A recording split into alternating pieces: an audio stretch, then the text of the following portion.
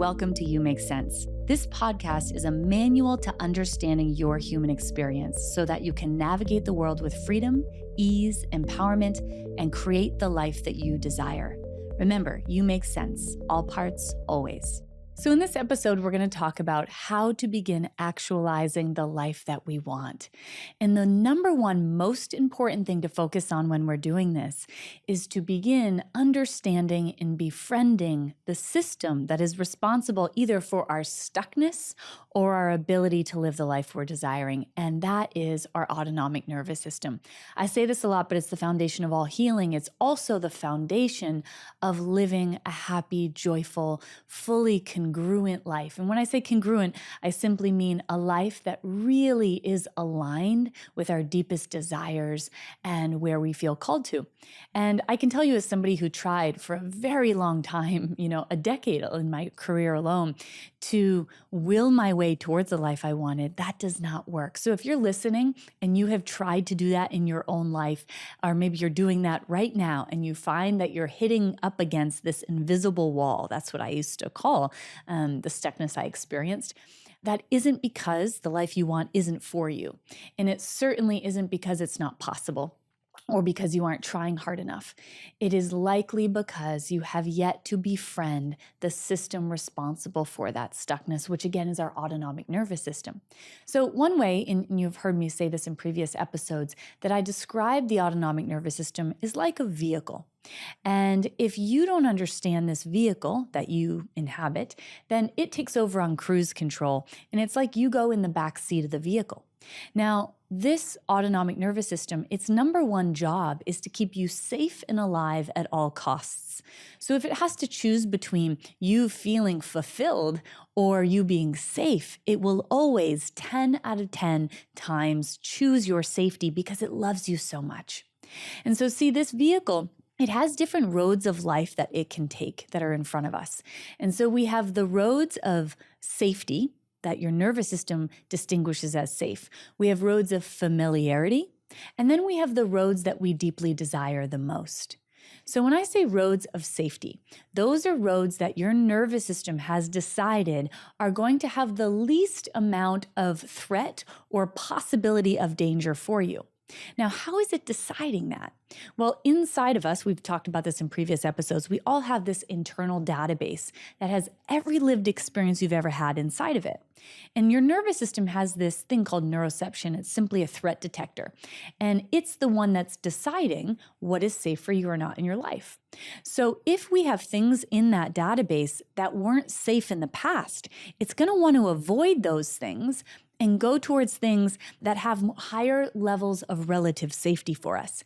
So let's say that in the past, it wasn't safe to connect with other people. People were dangerous to us, or people made us feel like we were less than, we didn't belong, etc. Maybe that's in the database. So when it sees different roads in front of us and roads of maybe connecting with new community, it's going to say, I don't think that we should go down those roads because historically speaking, belonging wasn't something that was safe for us, or people weren't entirely safe. So a road of safety there might be, I really don't have a lot of people in my life. And even though I'm feeling really lonely, it feels too intolerable to actually step towards the people and the things that I'm desiring. So I'm going to take this road of safety, which is maybe isolation. And maybe you have a pet, but there isn't really a lot of connection going on. So that would be a road of safety. Essentially, what it's doing is saying, let's do the opposite of what we experienced in the past. So we all have those roads of safety. Another example of that might be, maybe I grew up in a home where finances weren't always coming in. I grew up in poverty, or maybe even just my caregivers were always talking about how there wasn't going to be enough. And that created a level of lacking of safety in my own system and inside of my home. So my nervous system is going to say, well, we need to take a real road of safety around finances, which means we're not going to take a lot of risk. So that might mean that I'm not going to leave that job that's not really supporting me because I have a steady income that comes in and I can count on it, and I have a 401k and I've got health insurance. So I'm going to take that road of safety because I never want to feel the out of control feeling of not having enough like I experienced in the past. So you get the idea. Those are the roads of safety. Then we have the roads of familiarity. So the way that our nervous system works is it likes what it knows. The reason being is because it can predict what to do if it understands what's coming its way. And so for every single one of us, we've all experienced things in the past that perhaps weren't safe for us or caused us challenges in our lives, right? And our nervous system found a way to navigate that dynamic.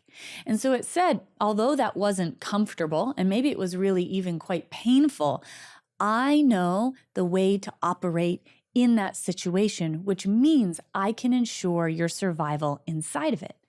So, for example, let's say that in the past, I grew up in a home, a childhood home, this is our family of origin, where I had a role of caretaking everyone else. And when I was caretaking everyone else, I received love, and it gave me a sense of value and self-worth. And when I played that role, everything worked, meaning I continued to belong inside of that dynamic. I received love, and it gave me a sense of value. So what happens in our adult lives is when we're looking for a romantic partnership, let's say, our nervous system says, I know that road of familiarity. So let's go down that road because I know exactly what to do in order to survive in it and even thrive in it. Now, those roads of familiarity can cause us a lot of pain because essentially we're habituating similar patterns in the past. And at the same time, our nervous system knows how to navigate them and therefore will choose going down those roads. Another example of this might be, let's say I grew up in a home where there was a lot of chaos that happened. So there was always maybe arguing or things were very up and down all of the time. And I learned how to navigate chaos quite well. So roads of familiarity, that might look like in my adult life that I find myself in work environments, like joining companies that are always really hectic and maybe a little bit toxic. There's just like so much going on all of the time. Or I might choose a career where I am in a lot of chronic lacking of safety, like being a first responder. So my system has learned to thrive in chaos. Therefore, I'm going to call in those kind of chaotic experiences, not because I want to be in chaos, but because my nervous system has a blueprint for how to navigate it.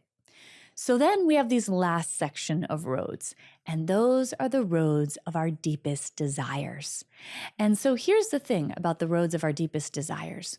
More often than not, the things that you are desiring most in your life are things that were either dangerous or inhibited in the past. And I've worked with so many thousands of people at this point, and of course, I'm working with myself, and I've always and consistently found this to be true, that wherein lies our greatest desires or wherein lies our greatest callings in our lives, lies our greatest healing. So let's say in terms of purpose, you're currently in a 9-to-5 job, and that's a road of safety for your nervous system. So what begins to happen as we are in those roads of safety for long periods of time is that our life force energy begins to dwindle.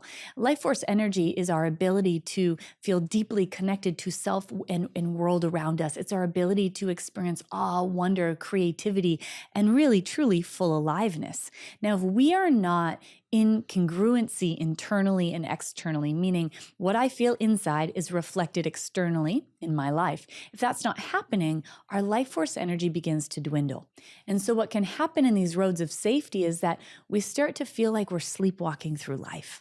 I just don't feel inspired anymore. I actually start to feel a lot of pain because I'm not fully expressed as a human. And every living thing, by the way, wants to be fully expressed, right? Like a flower blooming wants to fully be itself. And an elephant that's born into the world wants to experience what it's like to be a matriarchal elephant eventually, if it's female. You get the idea. So we want to be fully expressed. And when that doesn't happen, and by the way, the only reason that's not happening is because our nervous system is taking these roads of safety or familiarity.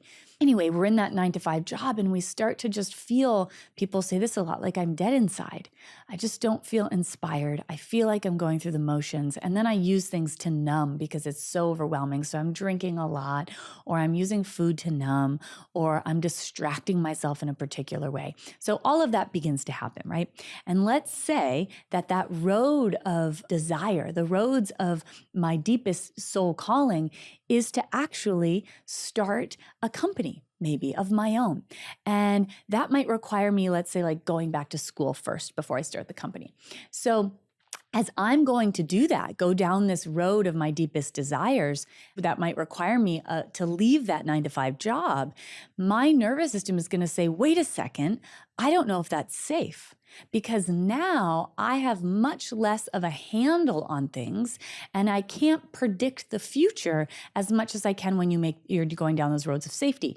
So we will butt up against this. As I try to go down that road of my truest desire, my nervous system is going to take the steering wheel and say, I don't think that's a good idea. So I apply to maybe, that master's program and I might even get in, but then I find myself avoiding it and not being able to sign up and missing the deadline. Why is that happening? Because my nervous system is saying, I do not think that it's safe for you to leave this job. I don't think it's safe to not have those finances come in. I also don't think it's safe to go towards that direction that I know it's going to lead you to. Because when you finish school, guess what's going to happen? You're going to then probably be seen more in the world because you're going to now take action that's going to be embodying your purpose.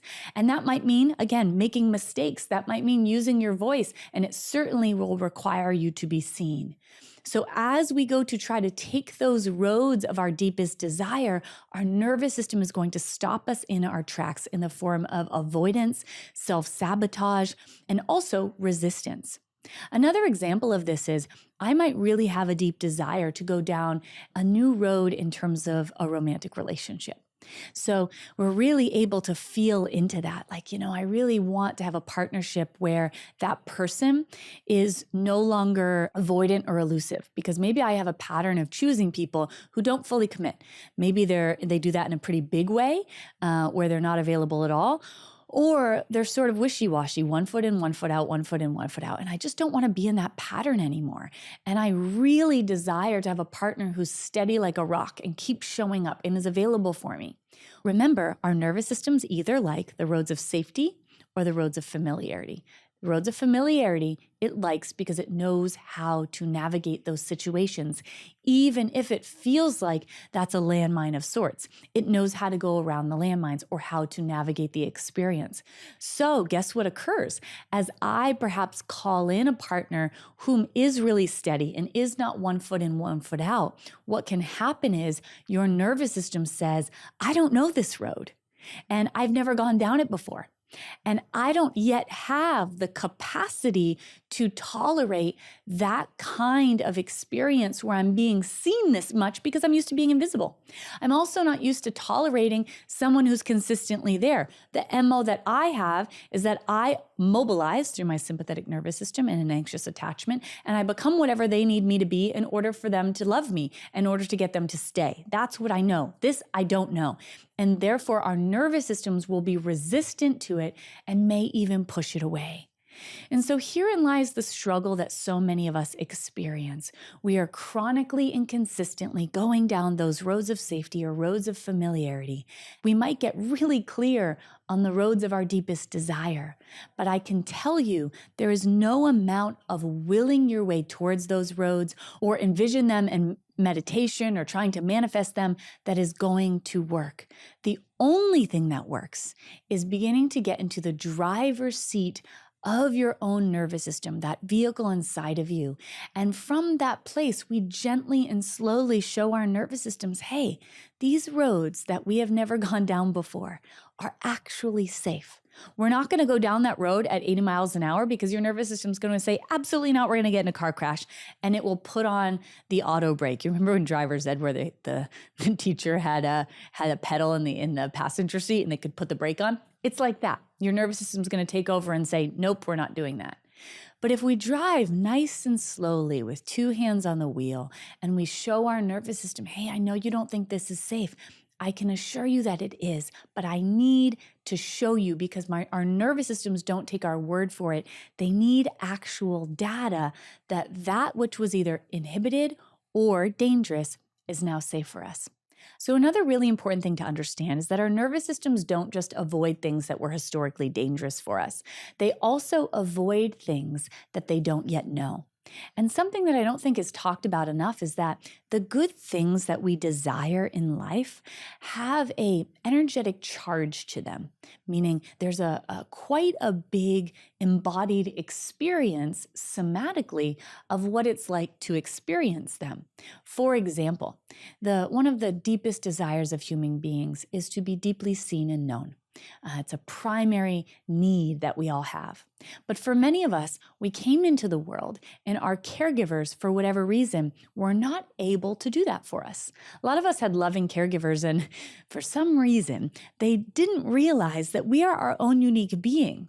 Yes, we come from them, but we are certainly not them. We are an entirely different experience or a different expression of consciousness and of life. But what happens is a lot of us have caregivers whom projected onto us either the things that were not actualized in their own life or how they think we should operate in the world. So the result of that is they don't fully see us and who we are and our difference and uniqueness that makes us who we are. So when it comes to the roads of our deepest desires, the things that we really want the most, more often than not, those things have flavorings of past experiences that were once either dangerous or inhibited for us. So for example, if in the past it wasn't safe to use my voice, to take up space, to be fully seen, to be vulnerable, to lean on others, to make mistakes, and of course, a variety of other things, if those things weren't safe in the past, then what's going to happen is as I step towards the thing I want the most, my nervous system is going to stop me in my tracks because the thing I want the most often has a flavoring of that. So let's go into some examples of what that looks like. So let's say my nervous system is really familiarized with having partners who don't fully see me. They're either distracted or maybe they lack empathy or they're unavailable in a particular way. That's really known to my nervous system. Now, when I come into a relationship with someone who is more regulated in their nervous system, they have an ability to attune and empathize, and they are consistent and steady in their desire to choose me, that means that they are going to see a lot more of me than I am historically used to. And here's the thing, that's my deepest desire, right? To be deeply seen and known. But as that person is consistently seeing me, my nervous system is saying, I'm not used to this level of exposure. And so it can actually feel overwhelming. And this is a confusing process because we can think like, why is this occurring? This is exactly what I want. And yet I notice that it's actually dysregulating me, or I notice that I'm pulling away, or I'm picking a fight, or I'm doing something to get them to stop seeing me. And so I just want to name here is as we go down these roads of our deepest desires, that is the name of the game. That's what it's going to be like. It's building our capacity and toleration for the good. And the more that my nervous system sees, oh, it's actually safe to be this seen. Nothing bad happens. It's actually safe to be this known. Nothing bad happens. The more that we do that, the more that our nervous system says, oh, this is safe and this is okay. The result of that is now that I go towards stepping, into that, deeper into that relationship, it happens with ease instead of my nervous system getting in the way. So I just want to name that because it can be a very confusing experience for people. Why is this occurring that I'm finding myself dysregulated or not feeling good around the thing that I want? And that is all about capacity building in our nervous system. So we're going to talk about a step-by-step process on how to do that and how to actualize these desires in our lives. If you're thinking, okay, how do I step towards the things that I want? Just know that's about to come. But I just want to explain one more really important thing in terms of stepping into the life that we're desiring and the current life that we're living today. So every single human being on the planet is currently living a life that their nervous system has capacity for, or that their nervous system has decided is safe. And if we aren't, again, in the driver's seat of our nervous system, that means for most people out there, and I just want to normalize this for you, that most people are living a smaller life than they feel called to.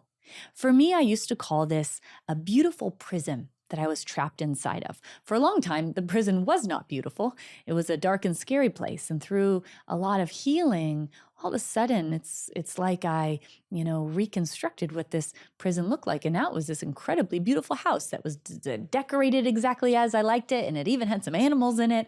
And it was really beautiful. And yet I was trapped inside of it. And it's like looking out the window, seeing a life that you really want, like traveling more or a family or partnership, or feeling like you're doing what the universe called you here to do, and feeling fully alive and free and all of the things. I could look out the window and see it, but I was trapped in that beautiful prison. And what a painful place that is to be. And for many of us, that's where we are. And so another reason why this is happening alongside of our nervous system is because we all have parts or versions of ourselves. If you've done any work in internal family systems, which is an incredible modality on parts, or inner child work, those are, by the way, really interchangeable and the same thing with different verbiage or language. And the concept of this is that we have our adult self, our truest self. That is the part of us that is able to navigate challenge. That is the part of us that is connected to our soul or higher self, whatever you call that. We have that version of ourself, but we also have these younger parts. And when we've experienced traumas in the past that aren't resolved, it's like those younger parts are stuck at that point in time in life that they experienced the challenge they experienced. So if those parts have not yet been reparented by us and rescued from the past, then they're going to look out that window with us, and they're going to say, oh my gosh, you want to step out into the world and you want to try to belong to other people? Well, everybody where I am at 6 years old has made me feel like I don't belong, and everybody abandoned me. I don't want to go out there as 6 years old and be abandoned again. That was way too much. And so what happens is, if we don't understand that we have these parts that are showing up in our lives, it's almost like we are asking that 6-year-old to go out and do this thing for us. Almost like they're a human shield. We're saying, you go out and I'll be behind you. And so, of course, no 6-year-old has the capacity to navigate coming into community on their own, right? They need a caregiver to help support them in that process, and most importantly, to protect them. So if we don't understand that that's occurring, and those parts are being reminded of past experiences, then when I go to try to step towards that thing, that younger 6-year-old's going to show up and say, oh my gosh, this is really scary. I can't do this because I couldn't do it back then because it wasn't safe back then. And I'm really worried that the same thing's going to happen now. And if we don't know they're there, then what happens is our nervous system comes in as their primary protector. Every single time, you can guarantee that if you are not protecting your younger parts, your nervous system will always, in the form of dysregulation or stuckness and being trapped in that beautiful prison, because they love those parts of you so much. So none of this is happening because you inherently are not able to step into the life that you want. It's not happening because you aren't trying hard enough. It's happening because your nervous systems like the roads of safety and familiarity. They do not like the roads they don't know, and they certainly don't like roads that they think could be dangerous. And the second thing is that our younger parts are showing up because more often than not, those roads of deepest desire are reminding the younger parts of things that were dangerous or inhibited for them. And then it's like a 6-year-old, a 2-year-old, an 8-year-old, a 10-year-old, whatever, is being asked to step into what they think could be danger. And so again and again, this is why so many of us are finding ourselves stuck, unable to actualize the life that we want. Another thing that's really important to name when I said that we're all living the life that our nervous systems currently have the capacity for is that, I don't have the capacity to hold the life that I'm going to be living 5 years from now. The life I'm going to be living 5 years from now is going to require greater exposure than I am currently experiencing. It's going to require greater risk than I am currently experiencing, and a number of other things, much more of them than I am currently experiencing in my life. And so if I was to get those things today, if I was to experience them right now, they would be overwhelming for my parts and my nervous system. And therefore, what would transpire is I would find a way to protect myself from them and to push them away. This is true for every single living being, not just human beings, everything that's alive. So for example, if you look at nature, and we use nature a lot here as a teacher, think about a tree seedling that's being rooted. Now, if that seedling did not take the time to spread its roots before it sprouted, it would topple over. And as it began to grow, if it said, oh my gosh, I should be growing faster. Why am I growing so slow? I need to get going here. And let's say the trunk of its tree started to grow 10 times faster than nature has planned. You know, the divine and highly intelligent course of nature has planned. If we sped that up 10 times faster, what would happen is it wouldn't have the root system to support it. And it would fall, and then it, wouldn't be able to survive that. And so the natural unfolding of things, the natural unfolding of nature is also the rhythm that we are meant to follow. And the more that we follow that inherent rhythm inside of us, and we begin to step towards the things that we want at a pace that is tolerable for our nervous system, that's the working with our nervous system, all of a sudden we arrive at where we're going. Have you ever looked at like a tree in the spring when like there's just a tiny bud and you look up at the tree in your yard and you're like, oh, the tree is so pretty in the summer. Maybe I'm the only one that does that, but I'm like, oh, you poor tree, you're probably cold. Maybe you don't think that, but I do. And all of a sudden, I don't know what happens. And in like a week, I look up and there's leaves. They've arrived. And then I look up in another week and there's flowers blossoming. And then I look up in another week and there's 3 nests in the tree. And then I look up in another week and the leaves are starting to change color. So this is the natural progress. It seems like nothing is happening at times, but so much is occurring. And then it opens. And that is the natural rhythm that we are meant to follow in terms of stepping into the life we desire. So all that is to say, you most certainly aren't behind. You are right on time. So before I get to the practical application of this work and how we actually do it, I just want to first talk about where we can find ourselves hitting roadblocks or what we tend to try that doesn't work. The reason I like to name those things is because, oh my gosh, we can feel so alone in that experience. And then we feel like, maybe there's something wrong with me, or maybe this isn't for me. So I just want to talk about what those things can look like. And one more important thing to say about those roads of our deepest desires, you know you're onto something if you're finding yourself stuck, unable to step towards it. Or you know you're onto something if it's not easy to step towards the thing that you're trying to get to. That is all a clue that you are likely going towards the right direction. We just have to work with our nervous systems. So here's a couple of the things that a lot of us try. By the way, I tried all of these things in terms of my effort to embody the life that I am here to live. Number one is muscling through. So many of us do this, and our culture, we're finally getting away from that, but our culture and a lot of self-help has told us to override our nervous systems and push through, because that's what muscling through actually is. It's trying to override this highly intelligent system living in our bodies. And that system, the oldest part of it, by the way, is 500 million years old. You cannot out-muscle it.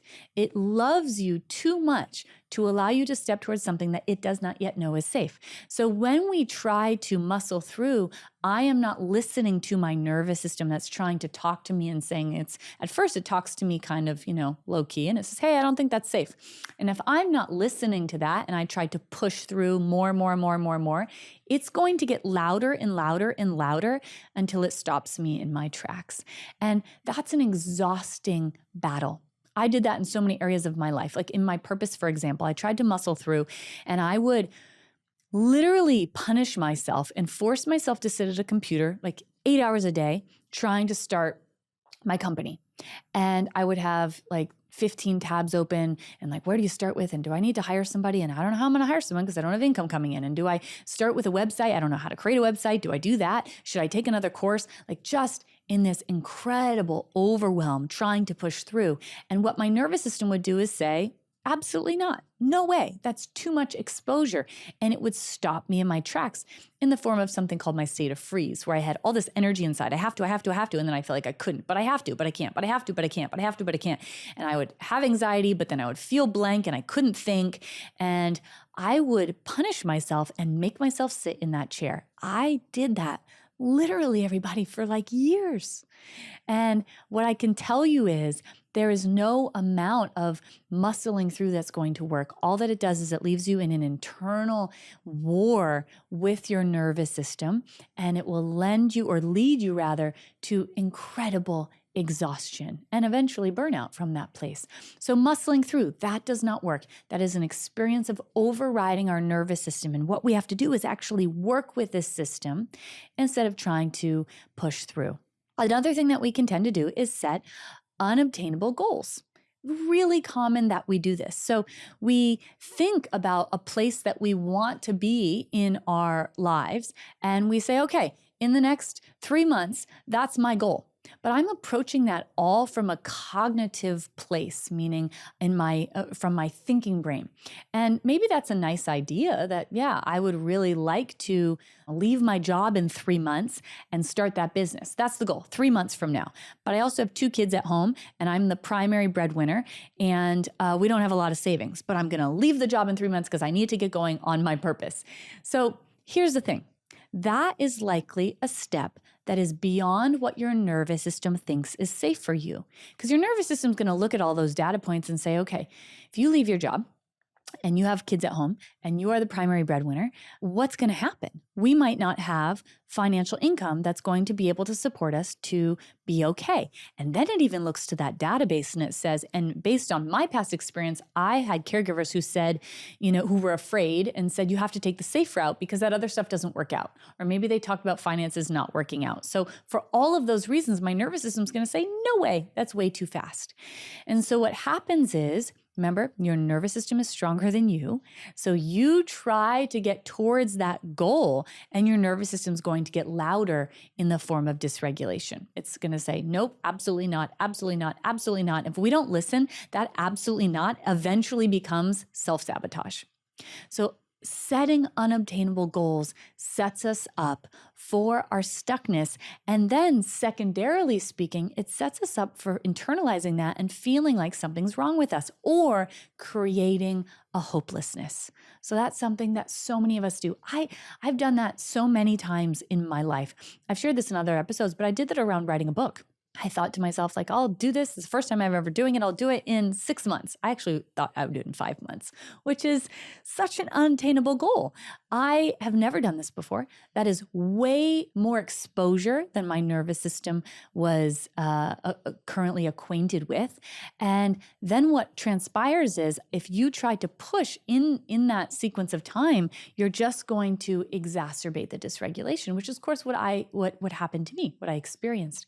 The more that we set attainable goals, the faster the work goes. So a couple other things that we try to do, a lot of the time we try to do it in isolation. So if you grew up in a home or an experience where you were given the message that it is a virtue and a celebration of strength to not need help, like to be hyper independent. If you got love or affirmation from doing that, then guess what's going to occur? Your nervous system is going to be oriented to life that way, where I don't ask for help because doing it on my own is what makes me strong. Or maybe you were neglected in your childhood, so your system didn't even have the opportunity.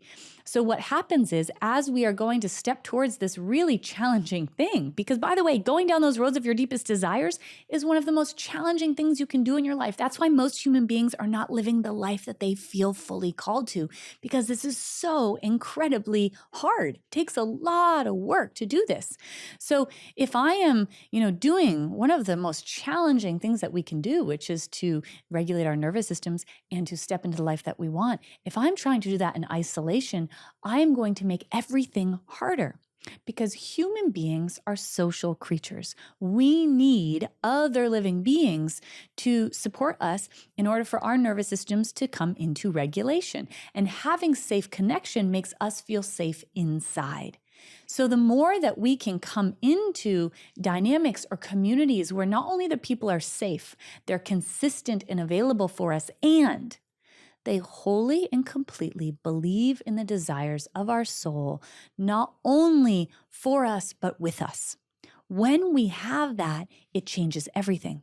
For so many of us, we try to do it alone. In our doing it alone, we slow down the process, we exacerbate the dysregulation. And also, remember I talked about those younger parts? And oftentimes that means the younger parts either are all alone or they only have us. And when they also have community, everything goes faster too. And the last thing that I want to name that we tend to do that doesn't work is we compare ourselves to other people that are further down the road. This is such a common thing to do.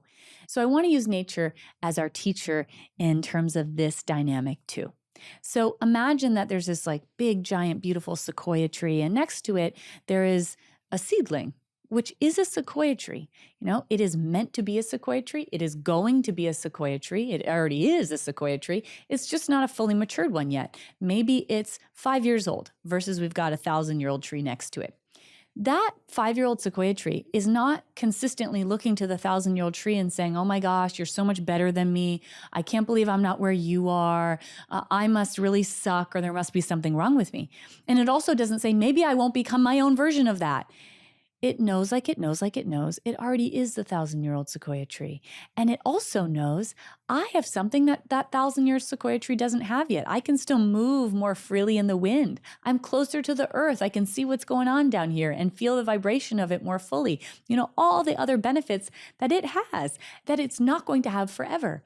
And from that place, it can be fully content with where it is and also see the shifts that are happening as huge. Because what a lot of time happens for us is as we're growing and shifting and we get to a new place, we're still comparing ourselves to someone else. And so even though some big shift happened in our lives, we're like, yeah, but I'm not them. Yeah, but I'm not there. And all of that slows down the process too. So there's one last thing I want to explain that so many of us tend to do when it comes to embodying the life that we want. I want you to imagine that there's the Grand Canyon in front of you. And on one side, you are standing, and you're standing on the Earth's surface, and you're looking to the other side. And of course, there's no bridge, right, across the Grand Canyon. Hopefully that never happens. And on the other side are the things that you desire. Now, on the other side, it's the full embodiment of those things. So they are fully expressed. So for a lot of us, we use manifestation work as a way to try to step into the life that we desire. But we can get into trouble here because what we're really doing is we're envisioning that other side of the Grand Canyon where all the things we want are complete or they're fully expressed and embodied. The issue is we're over here on the other side of the Grand Canyon. So what we do is we bring those things to life, we feel into them, and then we sit down in our living room or at our desk or at our office that we're currently working at, and we think, oh my gosh, I'm over here. The thing I want is way over there, and I have no bridge to get me there. And of course, the bridge to get us there is working with our nervous system. And when we do that, we build a bridge plank by plank to get to where we want to go. But without that work, we'll find ourselves in this really helpless and hopeless place of seeing and feeling where we are, seeing on the other side of the Grand Canyon the things that we want, and not knowing how to get there. And people can spend decades and decades in that place, which just exacerbates the stuckness that we experience. So I want to talk now about what do we do about all of these things? My hope is that it's all making sense for you and really validating not only your experience, but validating your deepest desires and the truth that they are for you. So number one, the thing that we really need to focus on is trusting nature's process and our capacity building within our own nervous system, meaning the slower that we go, the faster that we go. Trying to will our way towards the things that we want doesn't work. So in order to do that, we, number one, have to understand our nervous system. We have lots of episodes on that. Second, we have to befriend it and begin regulating it. We also have episodes on that you can listen to. And then what we must do as we are building our capacity is we must do something that I call tolerable steps. Now, a tolerable step has two distinct features. Number one, it doesn't feel good. And number two, I can complete the step. Now, the reason it doesn't feel good is because I am stretching my nervous system. I am essentially stepping towards something that my nervous system does not think is safe for me. And so what's really important is when we find ourselves feeling dysregulated and anxious or concerned or overwhelmed or shut down as we take a step, that we don't want to make that mean that the step isn't right for us. In fact, that's kind of a clue that we're right on track and we're going in the right direction. But the second feature is that we can complete it. And that means the step is small enough that our nervous system is not taking the steering wheel, and instead it's allowing us to be in the driver's seat. So we have to actually play with this and try things out. If you can't complete the step, that means it's too big. We need to make it smaller.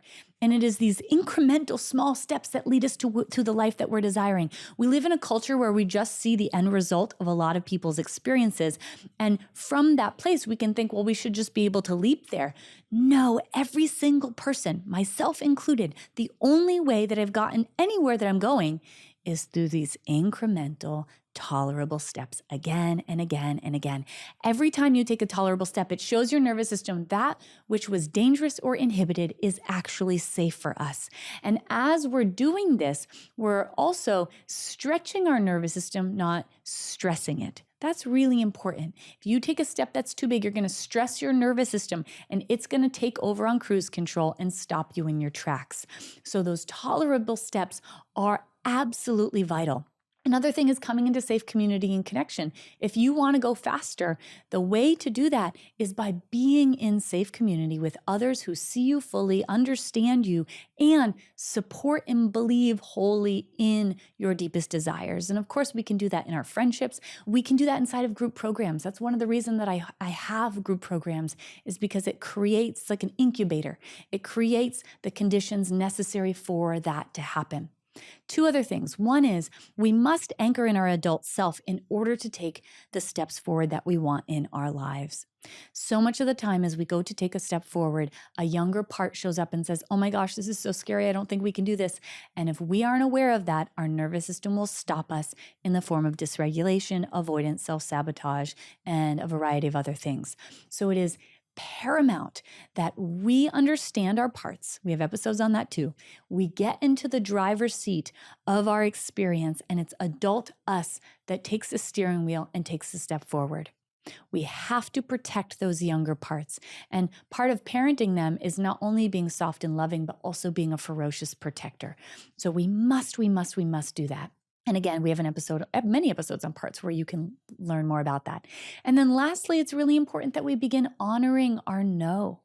When we overwhelm our nervous system or we override our nervous system and we aren't listening to it and we are reflexively saying yes because we feel like if we say no, we might miss an opportunity, or we should say yes because we're going to hurt someone if we say no, the more that we do that, the less our nervous system actually has capacity to step towards the things that we deeply desire. So we have to build our capacity for saying, actually, no, I don't have space for that right now because I have to reserve that energy or space for this forward step. And that is not a selfish thing to do at all, because when you are living your true right life, it is always a gift to the world. The fully expressed version of you is a gift to everybody around you, and that ripples out into others whom you don't even know. So honoring that no is absolutely paramount. When we can begin doing that, we are nourishing our nervous system, nourishing ourselves, and then it allows us to have the energy needed in order for us to do the work that's necessary to embody the life we are here to live. We're all living the size life that our nervous system currently has the capacity for. So whether you're living a smaller life than you desire or you're fully embodying the life of your dreams, this is determined by what's going on in your nervous system. So if you're wanting to expand into the life that you're desiring, I'm hosting a 3-day live event called the Expansion Experience, where I'm going to equip you with the somatic tools necessary to get you there and show you how to harness the power of your nervous system to make it all happen. Right now, I'm on the set of my podcast, You Make Sense, and I have to tell you that 2 years ago, I didn't have the capacity to do what I'm doing today. And by the way, I don't have the capacity to hold the life that I'm going to be living 2 years from now. The way way that I got to where I am and the way that I will get to where I'm going is by incrementally working with my nervous system to build my capacity.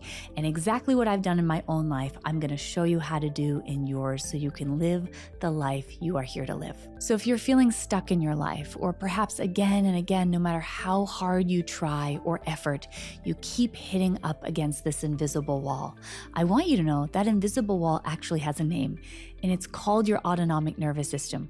I was there in my own life. I spent so many years trying to will my way towards the things that I desired, and there was no amount of efforting that got me there. But I can tell you that the work we are going to do in Expansion Experience is the key to unlocking the life you are desiring, and science confirms that for us too. I hope to see you inside this 3-day event. So let's get to the questions that we have for this episode. Hi, Sarah. I absolutely love your podcast and your content. My question is about stepping towards the life that you want. I know you mentioned to take small, tolerable steps to increase your capacity. What do you do when you get to a point where you need to take some bigger steps that feel really scary and feel out of your current capacity? Or what do you do when an external situation comes up that pushes you out of your capacity and you don't want to run away from that external situation? How do you stay and increase your capacity in a situation that feels very overwhelming? Thank you. This is such a great question, and there's really 2 parts of it. The first part that I want to name is when it's time to leave the nest. So as we're doing this work, we're consistently building our capacity. And I think of that like you're a little bird that has hatched and you're in a nest and you're adjusting to the world and the sounds and all the things and you're growing, right? And that's a part of capacity building. And there is a moment where that bird has to see if it's going to be able to fly. It hasn't flown. It's done all this work in terms of its development so that it has the capacity to fly, but it hasn't done it yet. It doesn't have the lived experience. So for us, as we are stepping into the life that we desire, there's going to be these incremental steps, and then you have to do this public speaking thing for 100 people. And you haven't done it before, right? I've done all this preparatory work, but I haven't done that thing. And so just know that that is a part of the process too, that we're going to reach these moments of flying out of the nest or traveling alone for the first time, or again, you fill in the blank of whatever it is that you want to do. And whether that's the process or something unexpected arrives for us, it is really important when we get to that juncture that we are doing additional things to support ourselves and our parts to be able to take that leap. Otherwise, our nervous system will stop us in our tracks. So, nobody heals in isolation. It's not possible. I am every single week, by the way, seeing, how many people do I see?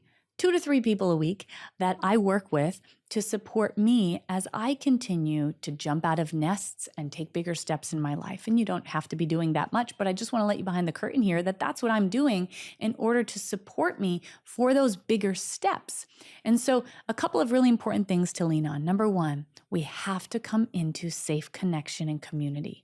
The more that you have that around you, the more your nervous system and your parts are going to feel safe to take that step forward. I think of it like a safe community does this thing for us where it's like we're standing in the middle of a circle and they're surrounding us. And so as we take that leap, we have that force field of protection and also belief in us. And so if you're saying, I don't really have people in my life who see me, there are so many wonderful ways that we can come into safe connection. My company has programs running all the time that you could come join. And inside of those live spaces are going to be other people just like you who have the capacity and the desire to do for you what they also need for themselves. And we mutually, in a mutually reciprocal way, do that for each other. So that is really vital coming into that. Second, it is really important that we anchor in our adult selves again and again and again, because what's going to happen is our younger parts are going to show up and say, oh my gosh, this is so dangerous. It's not safe. It's not safe. It's not safe. Let's go back into that beautiful prison.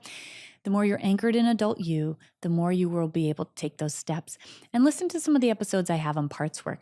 One really simple exercise that you can do is continue and consistently marinate in what it's like to be adult you. Think of one moment where you have felt capable and able and bring that to life again. And then we use that experience when we need to jump out of the nest. So I anchor back into that as my adult self and take the step from that place.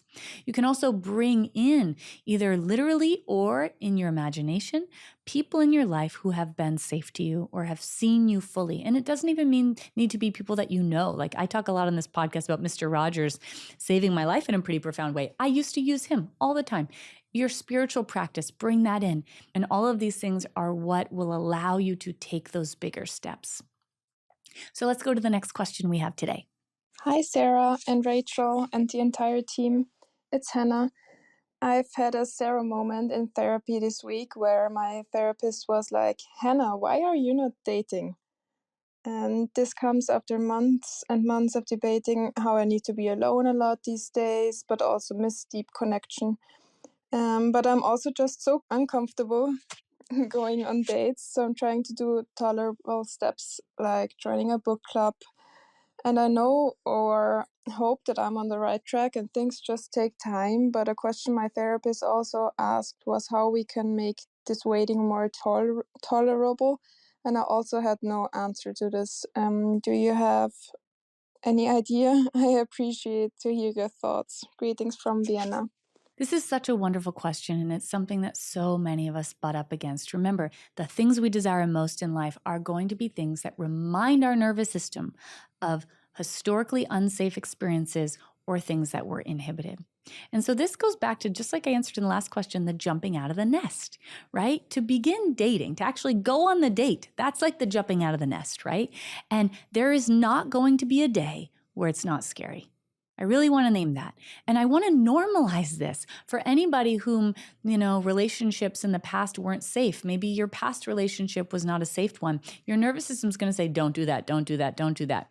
So when you're out there on a first date, everybody in the world who's experienced that is going on a first date tonight is going to have their nervous system say, I don't know if this is safe. I don't know if this is safe. And we experience that as dysregulation. So I just want to normalize that for us. The work really is we must come to the aid of those younger parts that feel like they are going to be exposed and harmed or hurt like they were in the past. So I really want you to lean on parts work here. How do I anchor in adult me and let that younger part know I am here, including the part from like last year, maybe if they were betrayed. I am here now, and no one is going to see you or be exposed to you until I've decided they're safe. And that really supports those parts to calm down and regulate, which then allows us to take the steps forward that we are desiring.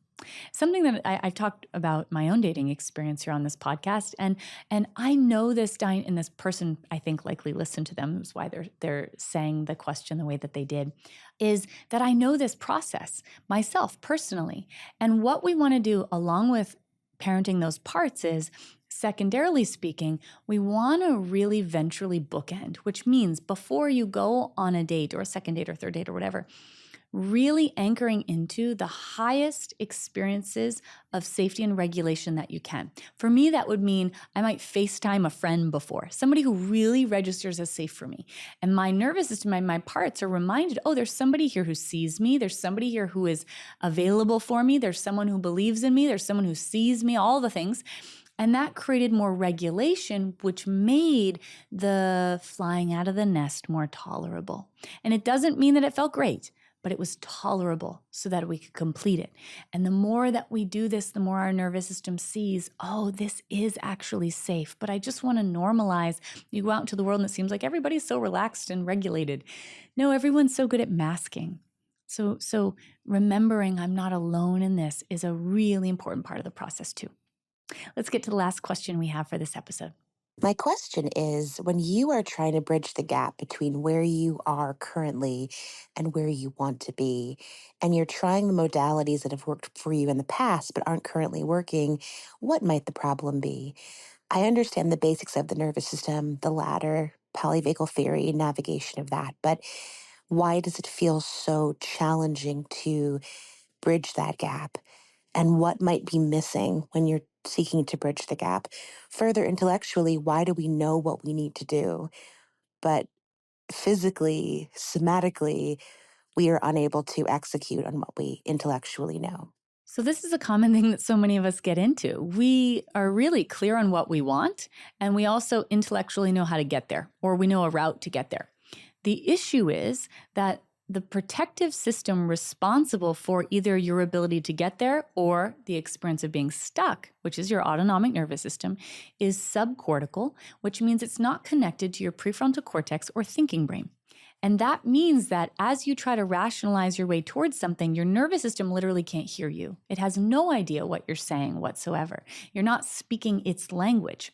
The language of our nervous systems is show, not tell. It's also referred to as somatics. I think of it as show, not tell, because this nervous system needs not just information, you saying that's safe for me now, can't really hear that, and it also doesn't believe it.